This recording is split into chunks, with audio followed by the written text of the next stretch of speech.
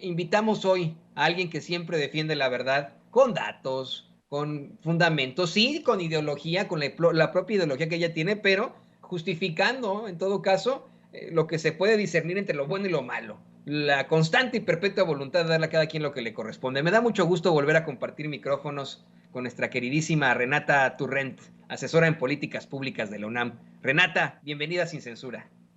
Ay, querido Toño, ¿cómo estás? Qué gusto estar por acá contigo y toda la bella audiencia de Sin Censura. Es un gusto estar aquí, aunque hayamos empezado con ese audio de Lili Telles, que ya vi el chat que a todos hasta nos suman los oídos de escuchar tanta tontería.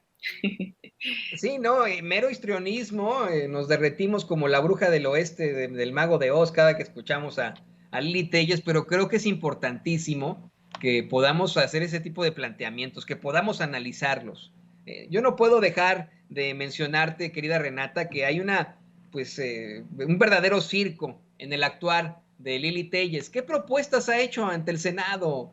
¿Qué iniciativas ha tenido? Además de las denuncias absurdas que constantemente hace, ¿qué podemos decir que tenga de algún tipo de trabajo legislativo esta senadora? Yo quiero mencionar pues su perfil, un personaje que pues desafortunadamente creó la televisión en México, que al salir de la preparatoria obtuvo un trabajo en una estación pequeña de Hermosillo, Sonora, y que de ahí ascendió a ser disque reportera en TV Azteca, y pues vamos, una de las caras de una de las televisoras más cuestionables que han existido en la historia de México. Y hoy, desafortunadamente, utilizando la fama, utilizando la idea, el movimiento del presidente López Obrador, consiguió ser senadora, se pasa al PAN, y hoy tenemos a alguien que debería estar representando al pueblo de México haciendo estos desfiguros.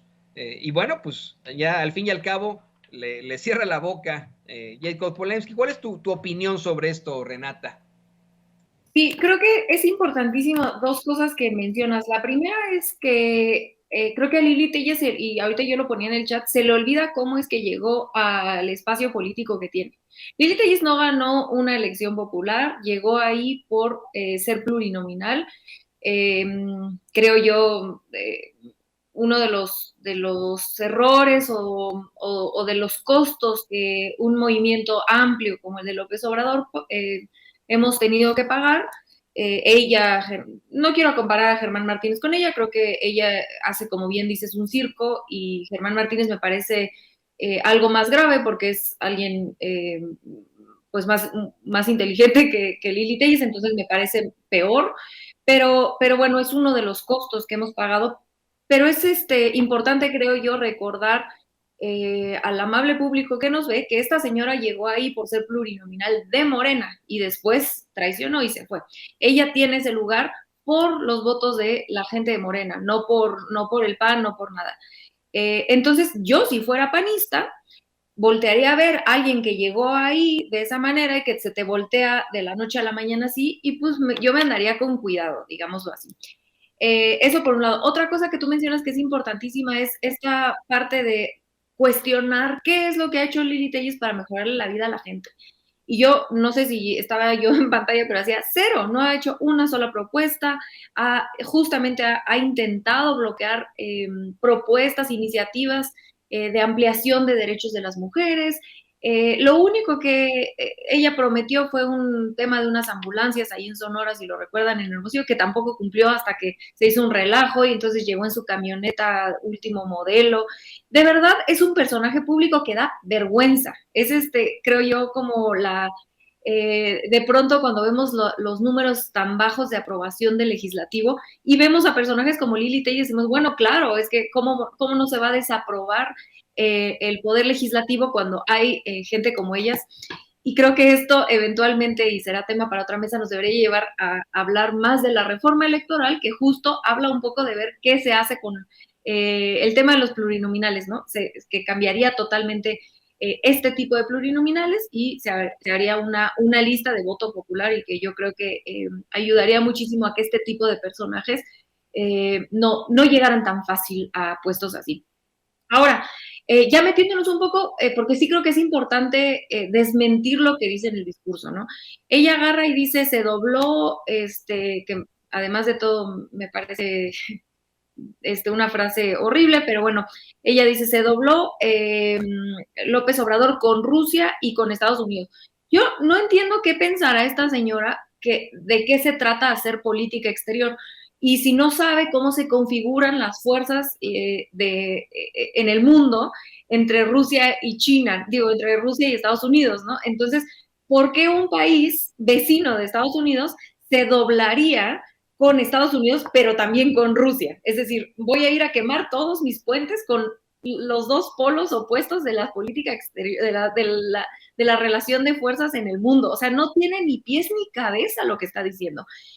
Y después dice además, con mucho cinismo, con esto me gustaría relacionarlo con un poco esta construcción de narrativas, ella agarra y dice, se dobla el presidente López Obrador, ignorando lo que tú ya bien mencionabas, que ella hoy pertenece al país, al partido que vendieron este país.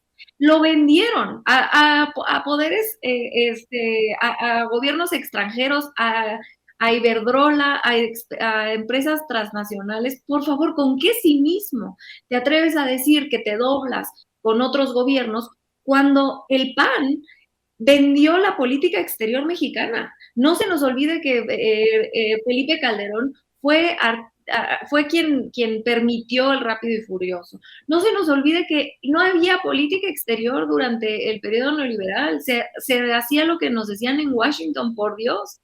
Entonces, esto me lleva a mí a recordarle a nuestro queridísimo público cómo muchas veces la oposición ha sido muy hábil en construir narrativas falsas que se tejen de cuestiones que ellos mismos han hecho. Y entonces ellos saben muy bien cómo funciona el doblarse con otro país y entonces platican básicamente lo que ellos hicieron culpando al otro. Esta es una estrategia de comunicación muy estudiada que los opositores logran hacer en México, dado que no tienen argumentos claros. Entonces, nada más un poco para desmenuzar lo que dice esta legisladora. Y a mí me gustaría cerrar esta intervención nada más abonando un poco a lo que J. Cole le contesta sobre la propuesta de estas embajadoras mujeres y recordarle a la gente que antes de que entrara López Obrador, cuando estaba Peña Nieto, el 80% de las embajadas las ocupaban hombres, 80%. Por supuesto, no había ninguna paridad en ningún poder. El gabinete de Peña Nieto era mayoritariamente de hombres.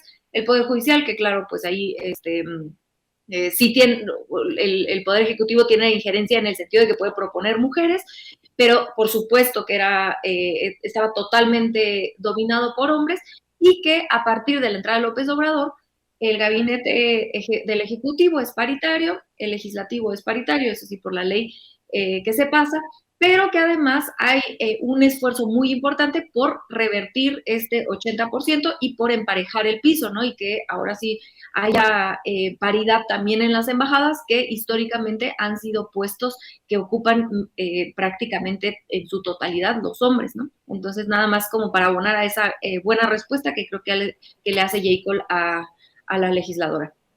Y hombres recomendados, verdaderos faraones que llegan a otros países y bueno, los ponen en excelentes residencias, con excelentes autos, con una comitiva, como si fueran faraones, ¿no? Creo que es muy esperanzador esto que planteas, querida Renata, de cómo es que, pues en efecto, se busca la paridad de género. Es muy refrescante el saber que no solamente haya más embajadoras, sino que haya más funcionarias, que más de la mitad del gabinete del presidente López Obrador sea de mujeres y que pues existe la posibilidad de que llegue en algún momento una presidenta a México. Pero eso, bueno, quedará todavía a discusión en los próximos 2 años. Regresando al tema de esa estrategia que no les ha funcionado en la oposición, yo creo, Renata, que la mejor forma de definir a los precandidatos de la oposición para 2024 es precisamente la ignorante, histriónica y despreciable panista de Lili Téllez. Ella los define perfectamente.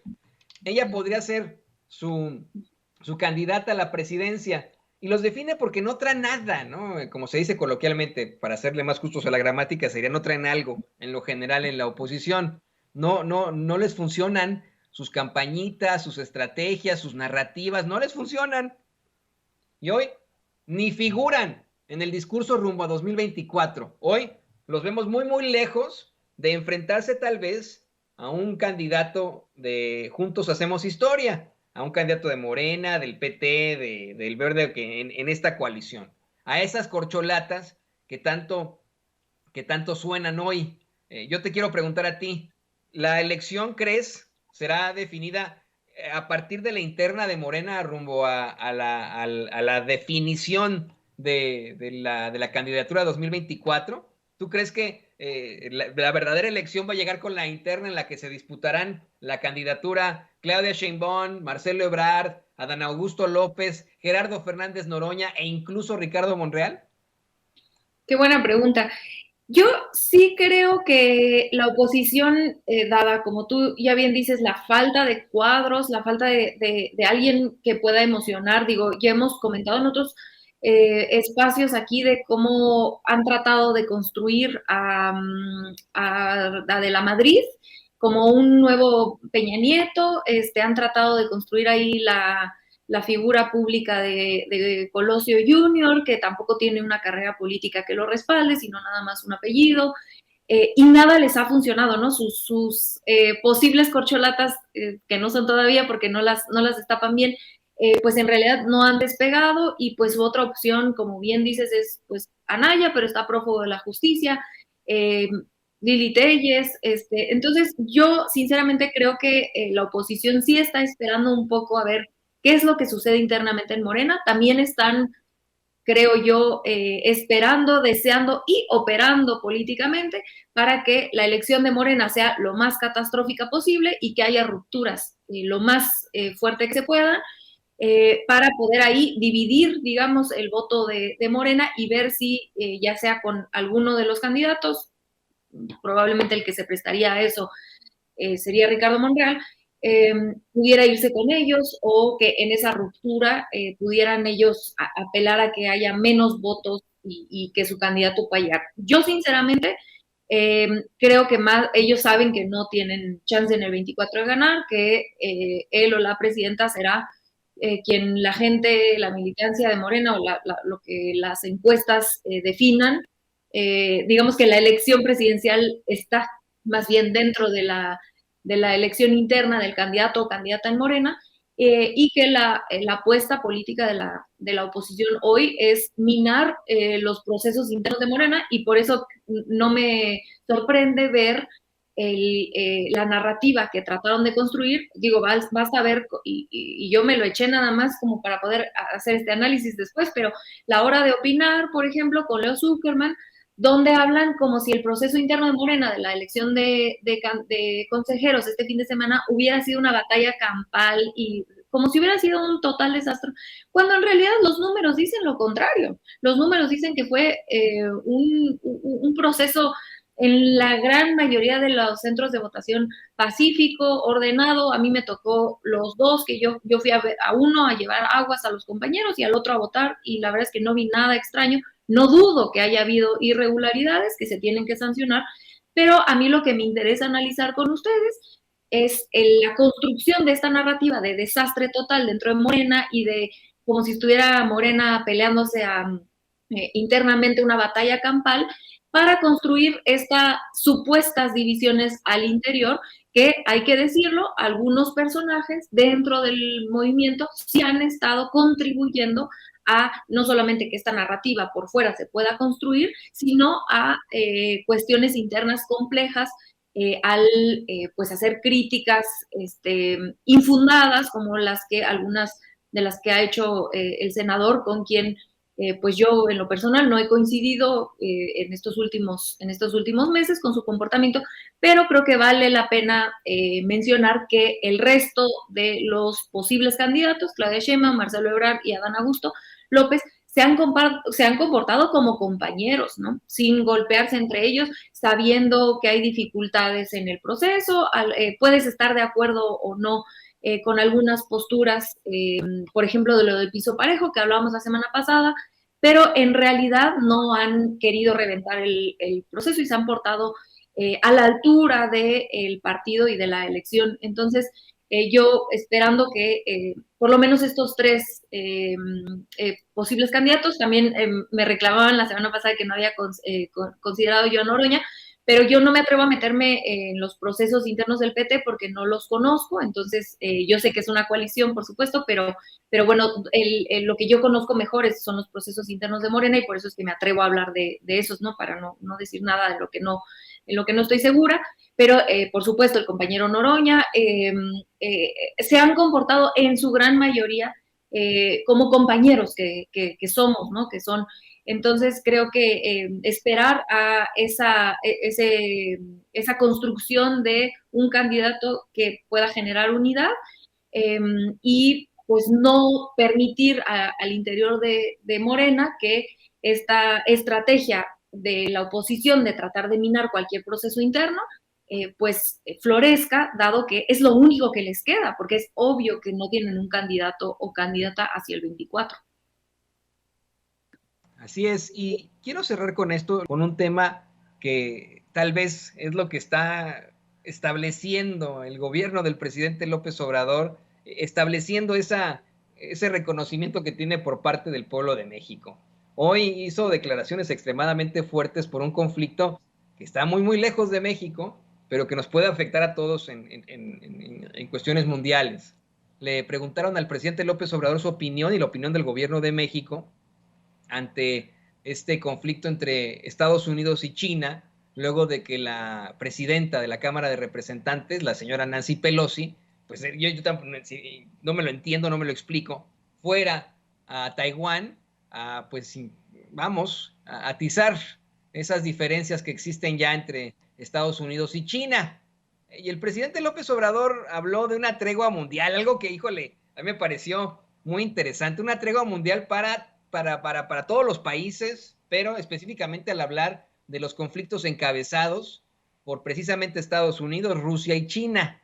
Pide el presidente que exista una tregua de cuando menos 5 años para que se puedan enfrentar las crisis que afectan a los pueblos del mundo. Y a mí me pareció esto verdaderamente interesante. Yo con eso dije, no por nada existe esa gran aprobación. Ahí están los cuestionamientos que hacen las reformas estructurales que destruyeron a México. Ahí está la defensa que hace de la soberanía energética a nivel internacional y ahora propone una tregua mundial. ¿Cómo le van a decir que no, verdad? ¿Qué opinas tú de esto, querida Renata? Claro, bueno, en realidad es que primero que nada decir que da muchísimo orgullo tener un líder que se atreva a plantear soluciones a problemas muy complejos en el mundo desde la construcción de la paz. Eso creo que a todos y a todas los mexicanos nos debería dar muchísimo orgullo. Bueno, por lo menos a mí me da. Y en segundo lugar, a mí también me parece muy extraño. He pasado mucho tiempo pensando en la estrategia del gobierno de Estados Unidos en cuanto a lo que hizo Nancy Pelosi de pues ir a provocar a los chinos en su visita a Taiwán, cuando además de todo en realidad es que cuál es el beneficio político, comercial, de relaciones exteriores. No me queda claro cuál es el beneficio que Nancy Pelosi trae de regreso a Estados Unidos al ir a Taiwán. No queda muy claro, ¿no? Eso por un lado. Luego hay otros eventos donde, por ejemplo, el gobierno estadounidense anuncia que acaban de matar al sucesor de Bin Laden y hacen todo un show en los medios de Estados Unidos, el New York Times, todo un capítulo de su podcast más famoso que lo escuchan como 4 millones de personas por episodio. Hacen todo un show muy similar, muy hollywoodense, como suelen hacer el gobierno estadounidense, ahora sí que republicanos y demócratas, sobre esta detención. Entonces yo me preguntaba si había alguna relación entre estos eventos que suceden en la misma semana y me llevó a la conclusión, ahora sí, salvo la mejor opinión de nuestro querido público, que un poco lo que está haciendo el gobierno de Biden frente a las elecciones de noviembre de este año, las elecciones internas que parece que los números no le favorecen, que las encuestas no le favorecen, y a un declive tremendo de su popularidad, que aquí, como paréntesis, me gustaría decir que si ustedes se fijan en la popularidad de Biden, es tan baja, casi tan baja, no tan baja, pero casi tan baja como la que tenía Richard Nixon, ¿no? Que fue, lo impeacharon, bueno, impeacharon es una mala traducción, le hicieron impeachment, es que no tenemos esa traducción acá. Vaya, tiene una de las peores aprobaciones de los presidentes en Estados Unidos y empezamos a ver cómo un posible regreso de Trump pues empieza por lo menos a asustar a los demócratas, ¿no? Hacia el 2024.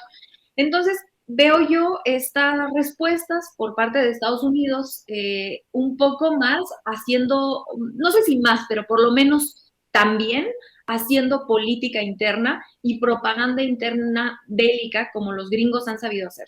No olvidar que Estados Unidos cuando tiene problemas internos suele empezar guerras o suele subirle el nivel a sus guerras, un poco para poder hacer propaganda interna de, miren, nosotros somos los reyes del mundo, o los militares del mundo, la policía del mundo, somos poderosos, somos fuertes, y esto apela a una cultura en Estados Unidos que electoralmente les favorece tanto a demócratas como a republicanos, ahora sí que quien esté en el poder. Entonces yo leo estas provocaciones, me parecen muy irresponsables por parte del gobierno de Estados Unidos, sobre todo lo de Pelosi, por supuesto, un poco haciendo más que política exterior, más que una estrategia comercial, porque repito, no me queda claro cuál es el beneficio que Estados Unidos recibe por esa visita, entonces me queda pensar que por lo menos parcialmente lo que están haciendo es una política interna mediante su política exterior para poder hacer un poco frente a esas bajas aprobaciones, a ese miedo que tienen para las elecciones intermedias de noviembre, y poder apelar a ese sentimiento nacionalista que suelen hacer los políticos estadounidenses para tener resultados electorales. Muy interesante esto que nos planteas. Yo también creo que puede tener algún tinte electoral.